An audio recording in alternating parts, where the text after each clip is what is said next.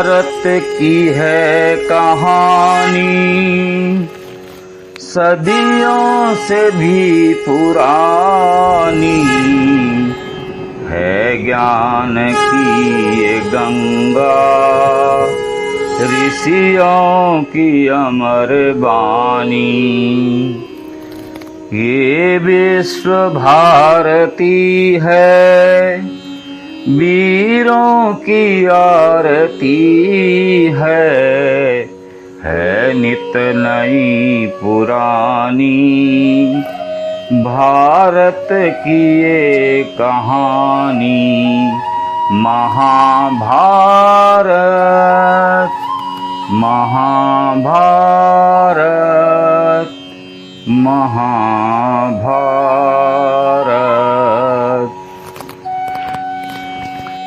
जय श्री कृष्ण साथियों। दोस्तों, जीवन की राह में एक जरूरी बात हमेशा याद रखिए, हमारे कर्मों का फल हमें उसी तरह ढूंढ लेता है जैसे एक बछड़ा सैकड़ों गायों के बीच अपनी मां को पहचान कर ढूंढ लेता है। यह प्रकृति का अटल नियम है।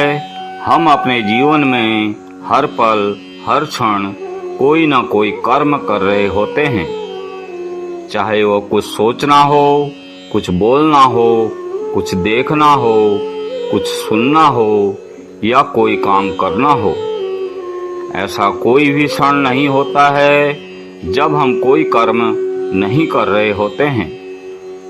कुछ कर्म ऐसे होते हैं जो छल, स्वार्थ और झूठ से भरे होते हैं, जबकि कुछ कर्म सेवा, कर्तव्य बोध और समर्पण से भरे होते हैं। श्री कृष्ण हमें यही समझाते हैं कि कर्म की प्रकृति के अनुसार ही हमें उसका फल मिलता है। अच्छा या बुरा, जल्दी या देरी से, लेकिन मिलता जरूर है। इसलिए सदा याद रखिए, हम ना तो कर्म करने से भाग सकते हैं और ना ही उसके परिणाम से। जो जैसा बोता है वैसा ही काटता है। नमस्कार दोस्तों, एक बार फिर से आपका स्वागत है यूनिवर्स UK01 चैनल पर, जहां आप सुन रहे हैं भगवत गीता का तीसरा अध्याय। इस अध्याय का नाम है कर्म योग। दोस्तों, भगवत गीता का हर श्लोक बहुत ही जटिल और इसका अर्थ बहुत ही गूढ़ है, लेकिन यहाँ पर हम आपको बहुत ही सरल और आसान भाषा में समझाएंगे ताकि आप सभी बड़ी आसानी से भगवत गीता के तीसरे अध्याय कर्म योग को आसानी से समझ सकें और अपने जीवन में उतार सकें। दोस्तों, प्रथम अध्याय में हमने देखा कि जब महायोद्धा अर्जुन कुरुक्षेत्र की रणभूमि में अपने सगे संबंधियों, गुरुओं और मित्रों को युद्ध के लिए खड़ा देखते हैं तो उनका मन करुणा और मोह से भर जाता है। वो अपने धनुष को नीचे रख देता है और हताश होकर रथ के पिछले हिस्से में बैठ जाता है और युद्ध करने से साफ मना कर देता है। वहीं दूसरे अध्याय में भगवान श्री कृष्ण अर्जुन को गहराई से समझाते हैं कि उसका सच्चा धर्म, उसका कर्तव्य उसे यह आदेश देता है कि वह अन्याय के विरुद्ध खड़ा हो और युद्ध भूमि में उतरकर धर्म की रक्षा करे। इस अध्याय में श्री कृष्ण अर्जुन के सामने दो महत्वपूर्ण मार्ग रखते हैं। पहला है निष्काम कर्मयोग, जिसके फल की इच्छा छोड़कर कर्म किया जाता है, और दूसरा है ज्ञान योग।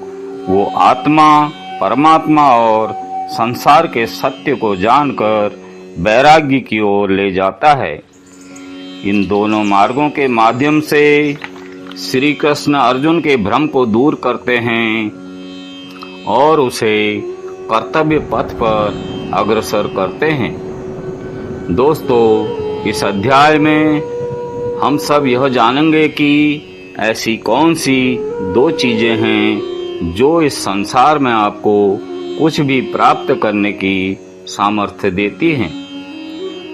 हम यह भी समझेंगे कि वास्तव में हम हैं क्या और अपने मन को बस में कैसे करें, कैसे हम अपनी बुरी आदतों से मुक्ति पा सकते हैं और कैसे हम अपने लक्ष्य को प्राप्त कर सकते हैं। तो आइए चलते हैं श्रीमद् भगवद गीता के इस दिव्य और गहन अध्याय की ओर। यह अध्याय है कर्म योग। इस अध्याय में भगवान श्री कृष्ण अर्जुन को यह बोध कराते हैं कि प्रत्येक जीव अपनी स्वाभाविक प्रवृत्ति और गुणों के अनुसार ही कर्म करने के लिए बाध्य है। कोई भी व्यक्ति ऐसा नहीं है जो एक क्षण के लिए भी बिना कर्म के रह सके। यहाँ पर श्री कृष्ण उन लोगों की भी आलोचना करते हैं जो केवल बाहरी रूप से वैराग्य धारण करते हैं, लेकिन भीतर से उनकी इंद्रियां विषयों की ओर आकर्षित रहती है। यहाँ पर इंद्रियों का तात्पर्य है जैसे आँख, नाक, कान, मुंह, जिह्वा आदि, और विषयों का तात्पर्य है संसार की सभी भोग विलास की वस्तुएं। श्री कृष्ण ऐसे लोगों को कपटी और ढोंगी कहते हैं, क्योंकि असली वैराग्य तो इंद्रियों के संयम में है, न केवल बाहरी रूप रंग में।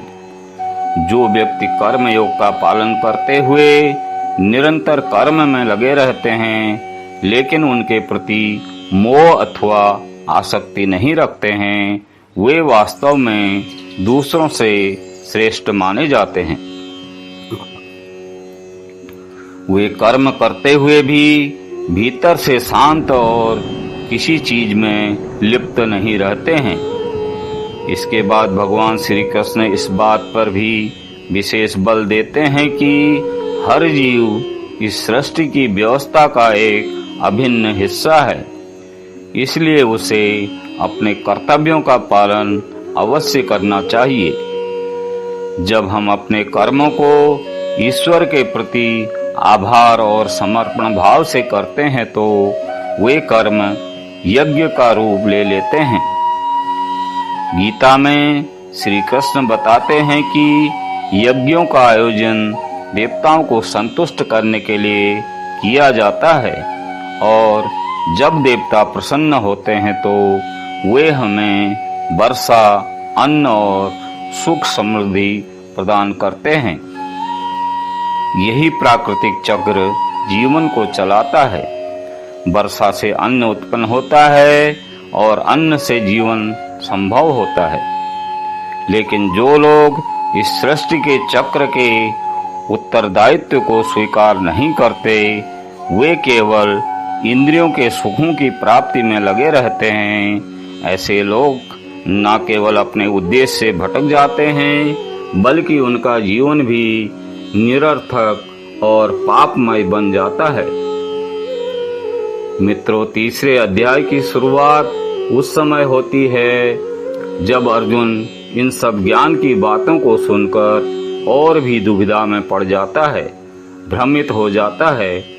वो सोचता है कि केवल ज्ञान प्राप्त करना चाहिए या कर्म भी करना चाहिए। वो श्री कृष्ण से पूछते हैं, हे केशव, यदि आपकी बुद्धि में ज्ञान प्राप्त कर लेना श्रेष्ठ है, तो फिर आप मुझे क्यों इस भीषण युद्ध में धकेल रहे हो? क्यों अपनों को ही मारने को कह रहे हो? आपने जो उपदेश दिए हैं उनके अर्थ अनेक हैं, और उन उपदेशों को सुनकर मेरी बुद्धि भ्रमित हो गई है। अर्जुन कहते हैं, हे केशव, आपकी बातों से ऐसा प्रतीत होता है कि ज्ञान मार्ग अधिक श्रेष्ठ है, फिर भी आप मुझे कर्म करने यानी कि युद्ध करने को कह रहे हैं। इसलिए हे केशव, कृपया आप ही मुझे स्पष्ट रूप से बताइए कि क्या मैं ज्ञान का मार्ग अपनाकर संन्यास लूं या फिर कर्म का मार्ग चुनकर युद्ध करूं। मुझे केवल वही मार्ग बतलाइए जो मेरे लिए सबसे उत्तम और कल्याणकारी हो।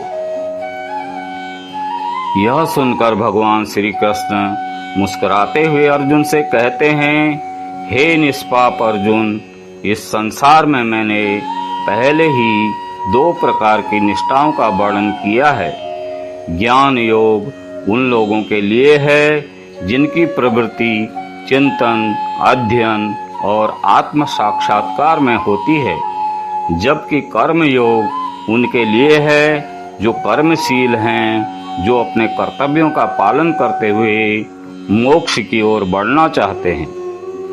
यहाँ पर योग का अर्थ है ऐसा मार्ग जो हमें आत्मिक उन्नति की ओर ले जाए और हमारे जीवन को सार्थक बना दे। गीता में श्री कृष्ण 2 प्रमुख मार्ग बताते हैं, एक है ज्ञान योग और दूसरा है कर्म योग। लेकिन इन दोनों रास्तों में एक चीज समान है और वो है कर्म। कर्म करना अनिवार्य है, चाहे आप किसी भी मार्ग पर चलें। इसलिए श्री कृष्ण स्पष्ट रूप से कहते हैं, न तो केवल कर्म ना करने से कोई व्यक्ति कर्मों से मुक्त हो सकता है और ना ही कोई बाह्य रूप से संन्यास लेने से कोई परम सिद्धि या ज्ञान की अवस्था प्राप्त कर सकता है।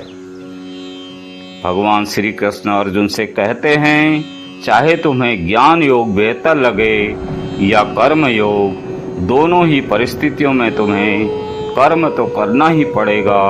केवल सोच लेने से या ज्ञान के पथ पर चलने की कल्पना करने से सिद्धि प्राप्त नहीं होती है। कई लोग सोचते हैं, हम तो अब कोई कर्म नहीं करते हैं, निष्कर्म हो गए हैं, और कुछ लोग कहते हैं, हम तो ज्ञान योग के अनुयायी हैं, ज्ञान के मार्ग पर चलते हैं, हमें सब कुछ ज्ञात है। लेकिन श्री कृष्ण इन दोनों भ्रमों को तोड़ते हैं। वे स्पष्ट करते हैं, चाहे आप ज्ञान योग में हो या निष्काम कर्म योग में, दोनों में कर्म करना अनिवार्य है। भगवान श्री कृष्ण अर्जुन से अत्यंत गहराई और भाव से कहते हैं कि यदि कोई व्यक्ति यह दावा करता है कि मैं ही सब कुछ हूँ और मुझे सब कुछ पता है, मैं ही ईश्वर हूँ या मैंने ईश्वर को पा लिया है, मुझे कर्म करने की आवश्यकता नहीं है, तो वह व्यक्ति केवल दिखावा कर रहा होता है। वह व्यक्ति अहंकार और भ्रम से भरा हुआ है, क्योंकि इस संसार में कोई भी मनुष्य ऐसा नहीं है जो एक क्षण के लिए भी पूरी तरह निष्क्रिय रह सके। श्री कृष्ण अर्जुन को समझाते हैं कि हर जीव प्रकृति द्वारा दिए गए हर गुणों के अधीन होकर ही कर्म करता है। इसलिए हे अर्जुन, तुम भी एक मनुष्य हो, तुम चाहो या ना चाहो, तुम्हारे शरीर से कर्म तो होते ही रहेंगे। तुम्हारा सांस लेना, भोजन करना, सोचना, देखना, ये सभी तो कर्म ही हैं। और जब तक यह शरीर है, तब तक तुम पूरी तरह निष्क्रिय नहीं रह सकते हो। श्री कृष्ण अर्जुन को याद दिलाते हैं कि तुम एक क्षत्रिय हो और तुम्हारा यह धर्म है कि तुम अन्याय के और अधर्म के विरुद्ध खड़े हो। यदि तुम इस युद्ध से पीछे हटते हो तो तुम न केवल अपने धर्म से विमुख होगे, बल्कि अपने अस्तित्व से भी मुंह मोड़ लोगे। इसलिए तुम्हारे लिए संन्यास का मार्ग नहीं है, कर्म का मार्ग ही सर्वोत्तम है। श्री कृष्ण भावुक होकर कहते हैं कि तुम यह समझो कि यह सभी कर्म वास्तव में तुम नहीं कर रहे हो, बल्कि प्रकृति तुमसे करवा रही है। तुम केवल एक माध्यम हो। जब तुम यह जान जाओगे कि तुम स्वयं कर्ता नहीं हो, बल्कि केवल एक साक्षी हो, तभी तुम फल की इच्छा से मुक्त होकर एक सच्चे कर्मयोगी बन सकते हो। भगवान श्री कृष्ण अर्जुन को आश्वासन देते हैं कि जब तुम अपने सभी कर्मों को फल की इच्छा के बिना मेरे चरणों में समर्पित कर दोगे, तब मैं स्वयं तुम्हारा कर्ता बन जाऊंगा, और जब मैं तुम्हारा कर्ता बन जाऊंगा तो तुम्हें वह सब कुछ प्रदान करूंगा जिसकी तुम्हें जरूरत होगी। राज्य, सुख, सम्मान, वैभव सब कुछ बिना मांगे, बिना परिश्रम किए। लेकिन यदि तुम कर्म से बचते हुए केवल भोग चाहते हो तो तुम एक चोर कहलाओगे, और तब तुम कभी मुझसे अर्थात परमात्मा से नहीं जुड़ पाओगे। श्री कृष्ण अंत में कहते हैं कि जिस प्रकार महान आत्माएं खाने के लिए नहीं जीती हैं बल्कि जीने के लिए खाती हैं, उसी प्रकार तुम्हें भी परिणाम के लिए नहीं बल्कि धर्म और लोक कल्याण के लिए युद्ध करना चाहिए। यही सच्चा कर्मयोग है और यही जीवन का वास्तविक धर्म है। इसलिए हे अर्जुन, तुम मनुष्यों में सबसे महान हो, श्रेष्ठ हो, तेजस्वी हो और योग्य भी। इसलिए तुम्हारे कर्म सिर्फ तुम्हारे नहीं रह जाते हैं, वे एक आदर्श बन जाते हैं। जैसा तुम करोगे ठीक वैसा ही तुम्हारी संतानें भी करेंगी, और वही कार्य आने वाली पीढ़ी का मार्गदर्शन। तुम केवल अपने लिए नहीं बल्कि पूरी मानवता के लिए उदाहरण हो। देखो मुझे, मैं स्वयं भगवान हूँ, मुझे कोई भी कर्म करने की आवश्यकता नहीं है, न कोई अपेक्षा है, न कोई बंधन है, फिर भी मैं निरंतर कर्म करता हूँ। क्यों? क्योंकि मनुष्य की आत्मा में मेरा ही एक अंश है। यदि मैं कर्म करना छोड़ दूं तो यह पूरी सृष्टि ही कर्महीन होकर विनाश की ओर चली जाएगी। इसलिए मैं स्वयं कर्म करता हूँ ताकि मनुष्य मुझसे प्रेरणा ले सके और अपने जीवन को धर्ममय बना सके।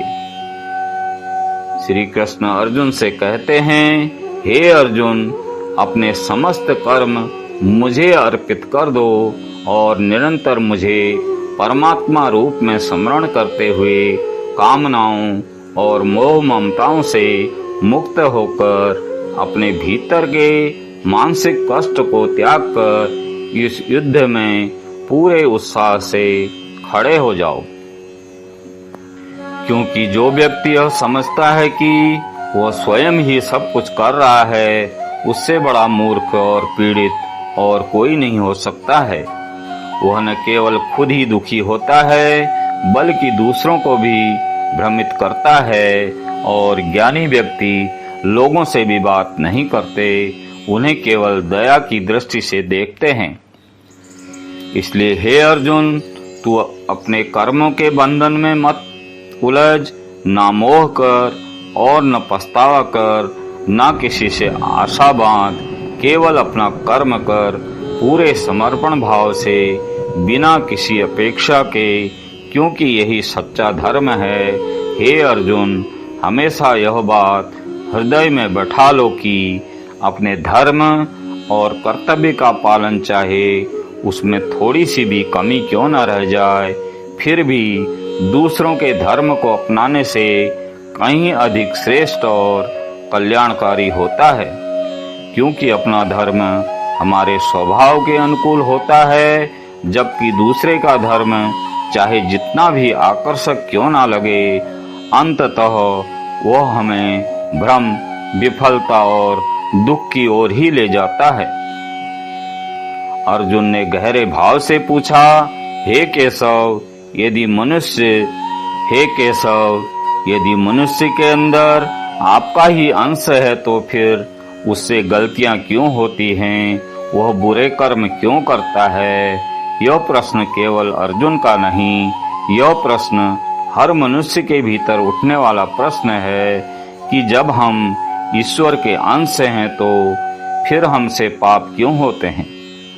भगवान श्री कृष्ण बड़े धैर्य और करुणा से उत्तर देते हैं, हे अर्जुन, यह मनुष्य शरीर भोग विलास की ओर स्वाभाविक रूप से आकर्षित होता है, क्योंकि उसकी प्रवृत्ति ही ऐसी है। जब उसकी इच्छाएं पूरी नहीं होती हैं तो वह क्रोध से भर जाता है।